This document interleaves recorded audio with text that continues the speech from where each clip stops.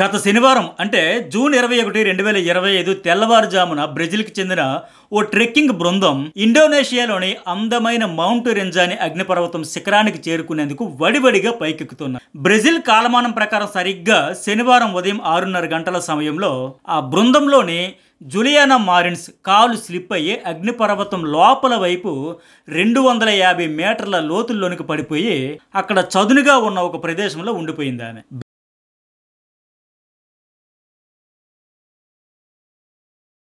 బ్రెజిల్కి చెందిన 26 ఏళ్ల Juliana మారిన్స్ famous పబ్లిసిస్ట్, ప్రముఖ సోషల్ మీడియా సెలబ్రిటీ, అలాగే ఇన్ఫ్లుయెన్సర్. ఆమెకు ఇన్స్టా సహా సోషల్ మీడియా అకౌంట్లలో 1.5 మిలియన్లకు పైగా ఫాలోవర్స్ ఉన్నారు. ఆమె ఒక పబ్లిసిస్ట్. ట్రెక్కింగ్ సమయంలో దట్టమైన పొగమంచు ఉండడం, మరోవైపు పర్వతం పైన అగ్నిపర్వతం యొక్క బూడిద పేరుకుపోయి ఉండడం, కాలు స్లిప్ అవుతూ ఉండడం జరుగుతూ ఉంటాయి. కానీ నిత్యం పదుల సంఖ్యలో దేశ విదేశాల నుంచి ఈ మౌంట్ రెంజాని పర్వతారోహణకు వస్తూనే ఉంటారు. వాళ్ళంతా కూడా తెల్లవారుజామునే తమ శిఖరాగ్ర ప్రయాణం ఆరంభిస్తూ ఉంటారు. అలాగే ఈ జూలియానా మారిన్స్ ఫ్రెండ్స్ అండ్ ట్రెక్కింగ్ బృందంతో తెల్లవారుజామునే ట్రెక్కింగ్ మొదలుపెట్టింది. కాకపోతే అనుకోని ప్రమాదం జరిగింది. అగ్నిపర్వతం పగిలి లావా బయటకు వచ్చే ప్రధాన బిలం అంచుల నుంచి ఈ జూలియానా జారి లోపల వైపు పడిపోయింది. ఈ ప్రమాదం జరిగిన సమయంలో మారిన్స్ తన గైడ్తో కలిసి కిందకి దిగి వస్తున్న బృందంలో చివరిలో ఉన్నారు. ఆమె సూర్యోదయానికి ముందు చీకటిలో సరైన వెలుతురు లేక కాళ్ళు జారిపోయి పర్వతం లోపల వైపున ఏటవాలు ప్రాంతంలోనికి పడిపోయిందని ఆమెతో కలిసి వెళ్లిన తోటి ట్రెక్కింగ్ బృంద సభ్యులు తెలిపారు. పడిపోయే సమయంలో భయంతో జూలియానా పెద్దగా అరుస్తూ హెల్ప్ హెల్ప్ హెల్ప్ అంటూ కేకలు వేస్తూనే ఉంది. ఆ టైంలో ఆమెతో పాటు ట్రెక్కింగ్ చేస్తున్న మిగతా వాళ్లకు శనివారం మొత్తం ఆ అరుపులు వినిపిస్తూనే ఉన్నాయి. దాంతో వాళ్ళు రెస్క్యూ టీంకు సమాచారం ఇవ్వడంతో వాళ్ళు వచ్చి పరిశీలించారు. వాళ్ళకి కూడా ఈ బాధితురాలు అరుపులు వినిపించాయని మౌంట్ రెంజానా పార్క్ అధికారులు ధృవీకరించారు. కానీ ఆమెను వెంటనే కాపాడడానికి వీలులేని పరిస్థితి. పూర్తిగా పొగమంచుతో కప్పేయడంతో పాటు అగ్నిపర్వతం లోపల వైపు కావడంతో మొత్తం బూడిదతో నిండి ఉంది. పైగా జూలియానా పడిన ప్రదేశంలోని బూడిద పెద్ద ఎత్తున పేరుకుపోయింది.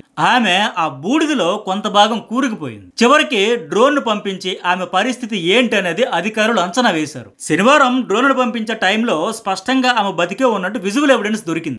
ఆమె పడిన ప్రదేశం కూడా ఏటవాలుగా ఉండడంతో కిందకు జారిపోయే ప్రమాదం ఉందని అధికారులు గుర్తించారు అప్పుడే. అందుకే ఆ టైంలో ఆమె తీవ్రమైన షాక్లో ఉన్న సేఫ్గానే ఉన్నారు. పాపం డ్రోన్ ఆమె దగ్గరికి వెళ్ళినప్పుడు కూడా ఆ డ్రోన్ను చూసి ఆమె రక్షించమంటూ హెల్ప్ హెల్ప్ హెల్ప్ అంటూ వేడుకోవడం కనిపించిందని ఇండోనేషియా రెస్క్యూ టీం వెల్లడించింది. 250 అడుగుల లోతులో మొదట పడిపోయిన జూలియానా బతికి ఉండడానికి ఏకైక కారణం అప్పటికే ఆమె పడిన ప్రదేశంలో అగ్నిపర్వతానికి చెందిన బూడిద ఉండడమే. ఆ బూడిదలో పడడం వల్లే ఆమె ప్రాణాలతో ఉండగలిగింది. లేదంటే 250 అడుగులంటే 76 మీటర్లు, అంటే మన భాషలో చెప్పాలంటే 5 అంతస్తుల అపార్ట్మెంట్ అంత ఎత్తు. అదే ఒకవేళ రాతి పర్వతం అయితే స్పాట్లోనే ప్రాణాలు పోయే ప్రమాదం ఉంది. అయితే ఇక్కడే ప్రపంచమంతా ఆశ్చర్యపోయిన విషయం ఏంటంటే ఆమె బతికి ఉన్నట్టు కదులుతున్నట్లు స్పష్టంగా డ్రోన్ విజువల్స్లో కనిపిస్తోంది. మరి అలాంటప్పుడు వెంటనే హెలికాప్టర్ను పంపించి ఎందుకు రక్షించలేకపోయారో, అలాంటప్పుడు ఎందుకు ఈ ట్రెక్కింగ్కి అనుమతి ఇవ్వడం అంటూ లక్షల మెసేజ్లు సోషల్ మీడియాలో వెల్లువెత్తాయి. సేవ్ జూలియానా పేరుతో ఓ ఇన్స్టా అకౌంట్ కూడా ఏర్పాటు చేశారు. ఆమెను ఎలాగైనా కాపాడాలని కోరుతూ సోషల్ మీడియాలో లక్షల రిక్వెస్ట్లు పోస్ట్ చేశారు. ఆమె క్షేమంగా బయటపడాలని ప్రార్థించారు. రెస్క్యూ కోసం రిక్వెస్ట్ చేస్తూ ఇండోనేషియా ప్రభుత్వానికి లక్షల మెసేజ్లు అయితే పెట్టారు. బట్ మనం అనుకున్నంత తేలిగ్గా అక్కడ పరిస్థితి లేదని ఇండోనేషియా అధికారులు చెబుతున్నారు. ఇదేమంటే It was decided to evacuate the victim on Wednesday morning at 06 Deer. Hi friends, నా పేరు సతీష్. జర్నలిస్ట్గా మెయిన్ స్ట్రీమ్ మీడియాలో 15 ఏళ్ల అనుభవం ఉంది. మన చుట్టూ నిత్యం జరిగే అంశాలపై రోజు డెప్త్ అనాలిసిస్తో మీ డౌట్స్ అన్నీ క్లారిఫై చేస్తూ వీడియోలను చేస్తూ ఉంటాను. ఖచ్చితంగా ప్రతి వీడియో మీరు పూర్తి సాటిస్ఫై అయ్యేంత వరకు డెప్త్ అనాలిసిస్తో చేస్తూ ఉంటారు. సో దయచేసి నా కోసం వీడియోకు ఒక లైక్ కొట్టండి, అప్పుడే మరింత మందికి రీచ్ ఉంటుంది. ఫస్ట్ టైం చూసే వాళ్ళు సబ్స్క్రైబ్ అయితే చేసుకోండి. Thank you. ఇక ఆమె ప్రాణాలతోనే ఉన్న ఎందుకు బయటకు తీయలేకపోయారు అనే దానికి ఇండోనేషియా అధికారులు చెబుతున్న సమాధానం ఏంటంటే, మేము శక్తికి మించి శనివారం నుంచి ప్రయత్నిస్తూనే ఉన్నాం.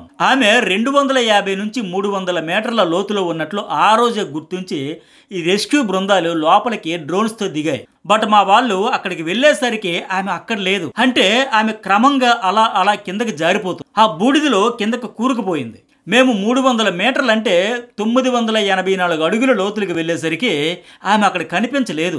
మా సహాయక బృందాలు అక్కడే గంటల తరబడి వేచి ఉండి మరి చుట్టుపక్కల అంతా గాలించాయి.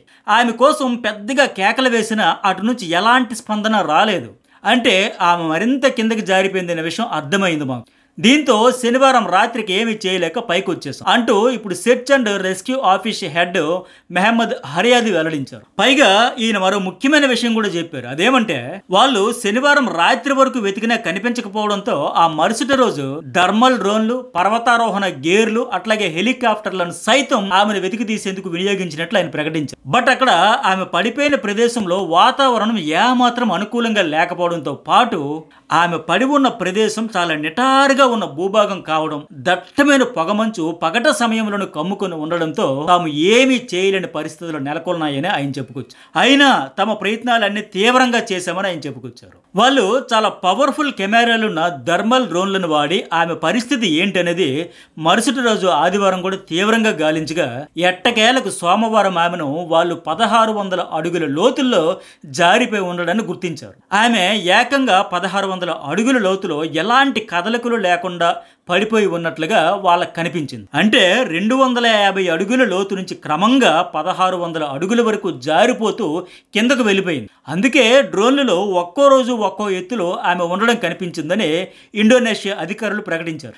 మొదటి రోజు 250 అడుగుల లోతు, ఆ తర్వాత 300, ఆ తర్వాత 500, తర్వాత 600, అలా అలా అలా చివరికి ఏకంగా 1600 అడుగుల లోతులోనికి జారిపోయి ప్రాణాలు వదిలేసింది. అందుకే మొదటి రోజు శనివారం ఆమె అరుపులు వినిపిస్తూనే ఉన్నాయి. అలా లోయలోనికి కిందకి జారిపోతున్న కొద్దీ డిస్టెన్స్ పెరిగి ఆమె కదలికలు, వాయిస్లు రెండూ మాయమైపోయి. ఇక్కడ మరో ట్విస్ట్ ఏంటంటే మొదట పడిన ప్రదేశంలో శనివారం రాత్రి వరకు స్పష్టంగా కనిపించిన జులియానా తర్వాత రోజు ఉదయం నుంచి అక్కడ లేకపోవడంతో ఏమై ఉంటుందా అని అంత ఆశ్చర్యపోయారు. లోపల ఏమైనా జంతువులు ఉన్నాయా, లేక ఇంకేమైనా జరిగిందా, అసలు ఎలా మాయమైపోయిందనే సందేహాలకు ఇప్పుడు ఇండోనేషియా అధికారులు స్పష్టమైన సమాధానాలను కనిపెట్టి ప్రకటించారు. అందుకే రెస్క్యూ బృందాలు థర్మల్ డ్రోన్స్ విజువల్స్ ఆధారంగా ఆమెను గుర్తిస్తూ లోతుకు వెళుతున్న కొద్దీ అప్పటి వరకు అక్కడే ఉన్న ఆమె వాళ్ళు వెళ్లే సమయానికి మాయమైపోతూ రావడానికి ఇదే కారణం. వీళ్ళు 500 మీటర్ల వద్దకు వెళ్లేసరికి ఆమె మరో 200 అడుగులు లోపలికి పడిపోతూ అలా అలా అలా పూర్తిగా కిందకి వెళ్ళిపోయింది. ఇక హెలికాప్టర్లు సైతం ఆ ప్రదేశంలో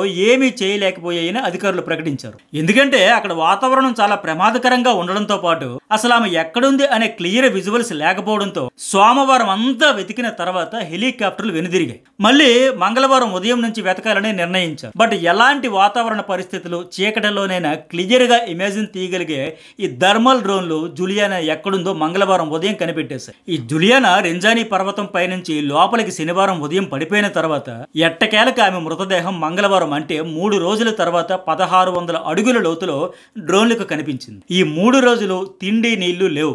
ఆమె పైనుంచి పడిపోవడంతో శరీరంలో ఎక్కడ దెబ్బలు తగిలాయో కూడా తెలియని పరిస్థితి. అందుకే పాపం చలికి వణుకుతూ కనీసం కప్పుకునే దుస్తులు సైతం సరైనవి లేక ఆకలితో అరిచి అరిచి హెల్ప్ చేయమని కోరి కోరి చివరికి ఆమె ప్రాణాలు వదిలేసిందని అధికారులు, కుటుంబ సభ్యులు కూడా ధృవీకరించారు. Indonesia national search and rescue agency బృందాలు జులియానా మృతదేహాన్ని అత్యంత కష్టమైన పరిస్థితుల్లో వెలికితీశాయి. అప్పటికే ఆమె పూర్తిగా బూడిదలో కూరుకుపోయే స్థితిలో ఉండటంతో వెలుపలికి తేవడం చాలా కష్టమైందని అధికారులు ప్రకటించారు. బాలిలోని డెన్పాసార్లో శవ పరీక్షను నిర్వహించేందుకు ఏర్పాట్లు చేశారు. అయితే ఈ అందమైన మౌంట్ రెంజానీ పర్వతం ఇండోనేషియాలోనే రెండో ఎత్తైన అగ్నిపర్వతం. దీని ఎత్తు 3700 మీటర్ల కంటే ఎక్కువ, అంటే 12224 అడుగుల కంటే ఎక్కువ ఎత్తు అన్నమాట. ఆ పర్వతం పైకి వెళ్లడం ఓ సాహస కృత్యంగా పర్వతారోహకులు భావిస్తూ ఉంటారు.